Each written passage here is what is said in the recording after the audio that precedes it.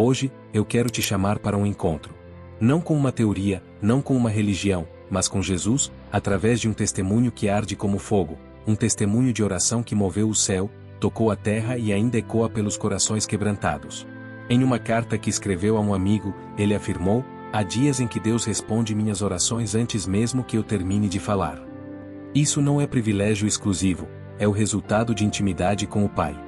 É impossível ouvir sobre Charles Haddon Spurgeon e sair o mesmo.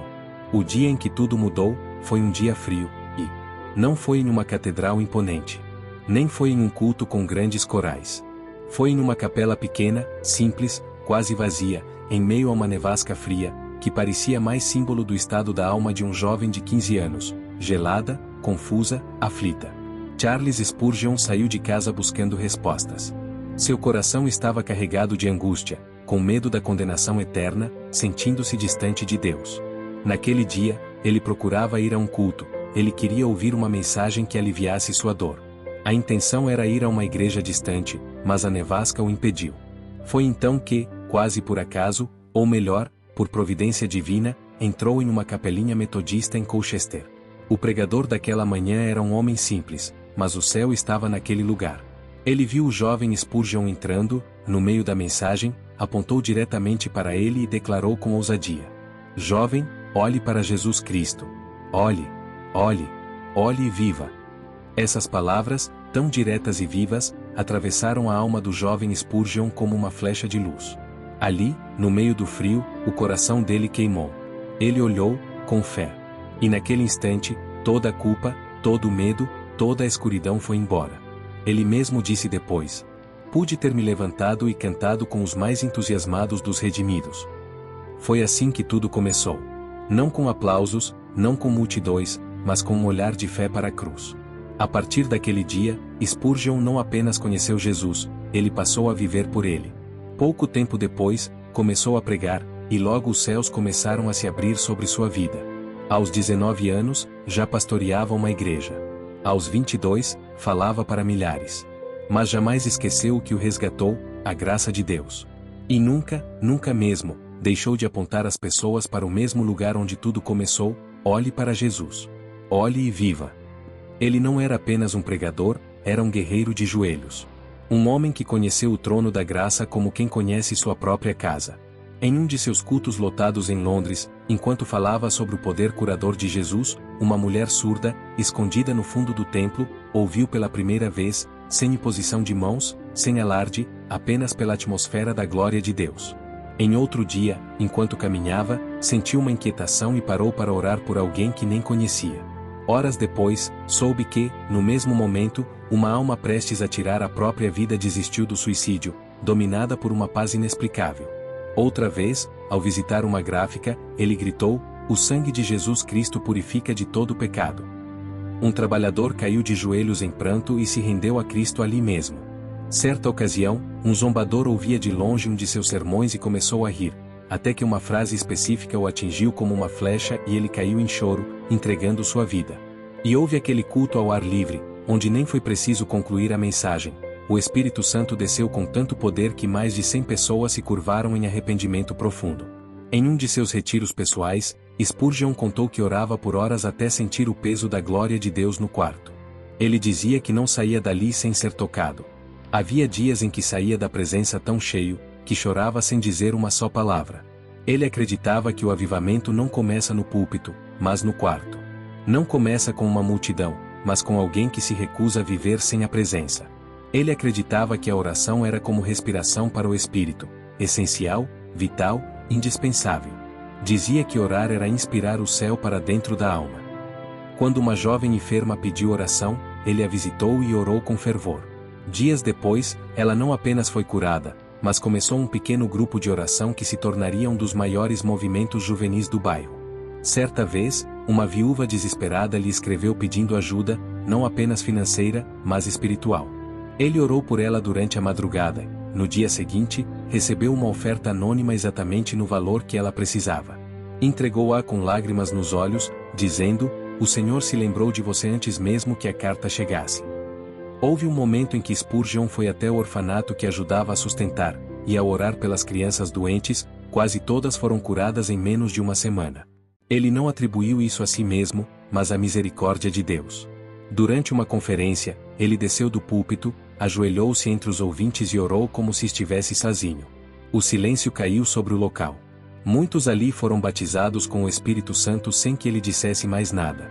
Spurgeon falava com Deus como quem fala com um pai próximo, íntimo, sempre presente. Suas orações não eram monólogos, eram diálogos que ecoavam respostas. Certa vez, foi confrontado por homens ricos que criticavam sua pregação simples e cheia de emoção. Ele respondeu: prefiro uma alma quebrada do que um auditório aplaudindo. Ele enfrentou lutas, mas nunca perdeu a fé. Orava mesmo em meio às dúvidas. Seu exemplo nos mostra que fé não é ausência de luta, é persistência em continuar crendo mesmo quando tudo diz o contrário. Seu ministério formou milhares de líderes, mas sua maior herança foi a oração. Ele dizia: se eu puder deixar algo para as próximas gerações, será o hábito de buscar a Deus antes de tudo. Um dia, um homem cego pediu para ouvi-lo pregar de perto. Spurgeon orou por ele antes do culto, e durante a mensagem, o homem enxergou novamente. O auditório chorou com ele. Mesmo sendo um dos homens mais influentes de sua época, nunca deixou que isso roubasse sua dependência. Dizia: se eu perder meu altar, perco minha unção. Durante um inverno rigoroso, ele orou para que as casas dos pobres fossem aquecidas. No mesmo dia, um empresário, tocado por Deus, doou centenas de cobertores. Ele dizia: quando oramos, Deus envia até o que esquecemos de pedir. Ele tratava a oração como alimento. Dizia: não passo um dia sem ela, assim como não passo um dia sem água. Isso não era exagero, era convicção. Certa vez, ao ser perguntado sobre o segredo de seu ministério, ele respondeu com um sorriso: meu povo ora por mim. Ele sabia o valor de uma igreja que ora. Em sua biblioteca pessoal, centenas de livros estavam marcados com anotações feitas durante momentos de oração. Era ali que ele ouvia a voz do Espírito. Ele dizia que oração é a ponte entre o desespero humano e o socorro divino. Que nenhuma lágrima derramada aos pés da cruz é em vão. Quando enfrentava noites de insônia, ele não murmurava, ele orava. Transformava sua dor em adoração. E é isso que te encorajo a fazer hoje. Seu diário espiritual é repleto de relatos de encontros com Deus que não cabem em palavras. Momentos em que o céu literalmente tocava a terra. Ele não era perfeito. Tinha fraquezas, limitações. Mas era sincero. E Deus honra os sinceros. Ele não busca os fortes, busca os rendidos. Houve uma noite em que ele sonhou que uma multidão chorava por salvação. Acordou, caiu de joelhos e intercedeu até o amanhecer. No culto seguinte, dezenas se renderam a Jesus sem que ele sequer fizesse apelo. Num dia comum, durante uma caminhada, sentiu que deveria parar e orar por alguém. Sem saber, naquele momento, uma criança doente era curada a quilômetros de distância. A mãe testemunhou depois: senti como se mãos invisíveis tocassem meu filho. Deus ainda opera milagres. Ainda cura, ainda restaura, ainda chama. E talvez, hoje, Ele esteja chamando você. Há um poder em dobrar os joelhos que nenhuma força deste mundo consegue resistir. Spurgeon viveu isso. E você pode viver também. Se você sente que está distante, que sua fé esfriou, que a oração virou rotina vazia, hoje é o dia de retorno. Volte. Ele está te esperando. Spurgeon nos lembra que a oração não é para os religiosos, é para os famintos. Os que não suportam mais viver sem o toque de Deus. Ele via na oração uma fonte inesgotável de coragem. Os medrosos precisam orar mais, não para se livrar do medo, mas para ouvir mais claramente a voz de Deus, dizia. E se hoje você chora enquanto ouve isso, saiba, esse é o início do avivamento. É assim que começa. Com uma alma quebrada. Com um coração sedento. Você não foi feito para viver seco. Você foi feito para transbordar. E isso só acontece no lugar secreto. A mesma unção que visitava Spurgeon está acessível a você. O mesmo Espírito que o guiava também quer te conduzir. Ele sabia que uma oração feita com fé simples podia mover montanhas mais altas que os Andes. E pregava isso com paixão. Não adie mais. Não negocie sua comunhão. Não aceite uma vida sem oração. Porque isso é aceitar viver sem direção. Depois de pregar milhares de vezes, consolar incontáveis almas, e dobrar os joelhos até que o céu tocasse a terra, Charles Haddon Spurgeon partiu em silêncio, como quem apenas voltou para casa. Ele nunca deixou de orar, de escrever, de interceder pelos outros. A chama que queimava nele era mais forte que a dor. No dia 31 de janeiro de 1892, aos 57 anos, Spurgeon descansou. Morreu na França, em Menton, onde estava em busca de recuperação. Sua morte causou comoção, não só na Inglaterra, mas em todo lugar onde suas palavras haviam tocado corações. Foi como se o céu tivesse se calado por um instante. Londres parou. As igrejas silenciaram. O tabernáculo chorou. Durante os dias de luto, multidões passaram pelo templo onde seu corpo estava. Alguns apenas olhavam em silêncio, outros choravam, outros oravam. Era o adeus a um amigo, a um pastor, a um pai espiritual de uma geração. Mais de 60 mil pessoas foram ao funeral. Mais de 100 mil acompanharam o cortejo pelas ruas. 2 cavalos negros puxavam o caixão. Sobre ele, uma Bíblia aberta, e as palavras que guiavam sua vida. O sangue de Jesus Cristo, seu Filho, nos purifica de todo pecado. 1 João 1h07. Spurgeon não deixou apenas livros, sermões e frases marcantes. Ele deixou um caminho. Um rastro de joelhos dobrados. Uma herança de oração. Um chamado para voltarmos ao essencial, a cruz, a graça, o clamor sincero. E como ele mesmo disse certa vez: se eu pudesse viver 1000 vidas, viveria cada uma delas por Cristo. E hoje, ao lembrarmos sua partida, não vemos morte, vemos colheita. Porque aquele que orou tanto, que chorou tanto, que ensinou tantos, agora descansa. Mas sua voz ainda ecoa. Em cada coração que ora. Em cada alma que volta para casa. O jornal local disse que ele era o maior pregador dos tempos modernos. Mas seus amigos sabiam que ele nunca buscou fama, ele só queria apontar o mundo para Jesus. Seu legado, esse continua ecoando como um trovão de misericórdia.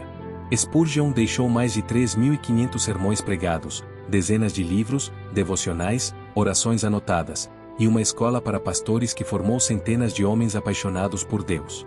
Mas, acima de tudo, ele deixou um clamor. Voltem ao Evangelho puro. Orem. Busquem a face de Deus. Não deixem que o fogo se apague.